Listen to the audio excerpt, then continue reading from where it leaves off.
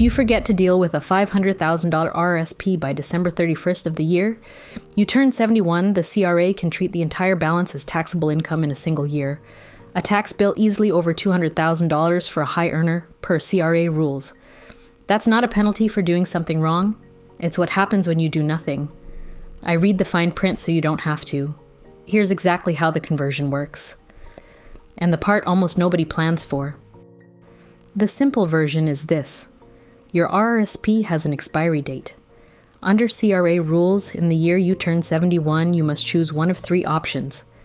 Withdraw the money, transfer it to our RRIF, or buy an annuity, and complete it by December 31st of that year. After that, you simply cannot keep money in an RRSP.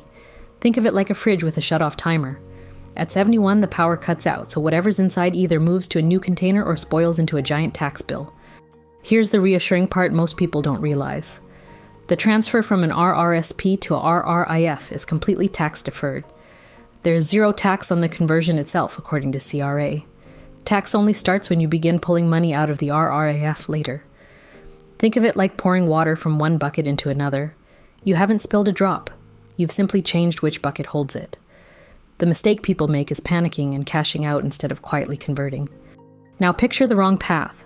Someone with a $600,000 RRSP who cashes it all out adds the full $600,000 to their taxable income in 1 year, potentially into the top marginal bracket over 50% in some provinces. That's around $300,000 in tax based on CRA brackets. Convert that same $600,000 to a RRIF and the transfer triggers nothing. Think of it like eating a full year of groceries in one sitting versus spreading it across meals. The same food, but completely different consequences for your body, or in this case, your wallet. Once your money lives in a RRIF, the rules change again. Starting the year after you open it, you must withdraw at least a prescribed minimum every single year. At 71, that minimum factor is 5.28% of your account's January 1st fair market value, according to CRA's 2026 tables, and every dollar you take out is fully taxable income. Think of it like a tap that turns itself on each January and can never be shut completely off. The RRIF gives you flexibility upward, but the floor is non-negotiable. And that tap opens wider as you age. The minimum factor climbs on a fixed schedule, 5.28% at 71, 5.40% at 72, 6.82% at 80, 10.21% at 88, and a full 20% at 95 and older per CRA. So the longer you live, the bigger the mandatory slice becomes. Think of it like a staircase where every step up is steeper than the one before.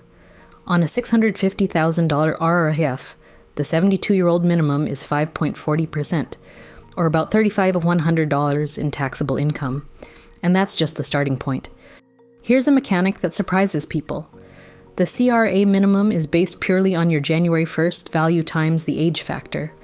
It does not care what markets are doing during the year. If you must withdraw and stocks are down, you're forced to sell at depressed prices. Think of it like rent that's due whether or not your paycheck arrived. A retiree with a $700,000 RRIF must take out 5.28% or $36,960 in year one, even in a bear market per CRA. That timing risk has a name, and it's where the real damage hides. Financial planners call this sequence of returns risk. Say that $700,000 RRIF drops to $560,000 during a bad year, and you still withdraw the required $36,960. You're left with $523,840, with those losses locked in permanently. And it happens right as the minimum factors climb towards 7.08% at 81 and 8.99% at 86 per CRA. Think of it like bailing water out of a leaking boat exactly as the waves get bigger. Before I get to the part that costs people the most, the buried benefit trap, this is the mechanism that quietly drains capital. Now the catch the brochures skip. Those rising minimums don't just raise your tax bill, they now they inflate your taxable income enough to reduce income-tested benefits like the guaranteed income supplement and the age amount, potentially costing thousands of dollars a year. So the forced withdrawal costs you twice, once in tax and again in lost benefits. Think of it like getting a raise that quietly pushes you just over the income line for a discount you were counting on. If this is useful, subscribe. The next breakdown is already coming. Meet Linda, a recently retired nurse, 71, with a $650,000 RRSP. If she panicked and cashed it all out, she'd add $650,000 to her income, roughly $280,500 in tax even at a blended 45% rate. Convert it all to a RRIF instead, and at 72 she'd only need to withdraw 5.40%, about 35/100ths, taxed at her normal rate per CRA. Across her retirement, planning versus panic can easily mean $150,000 to $200,000. Think of it like ripping a bandage off in one brutal yank versus letting the wound heal properly.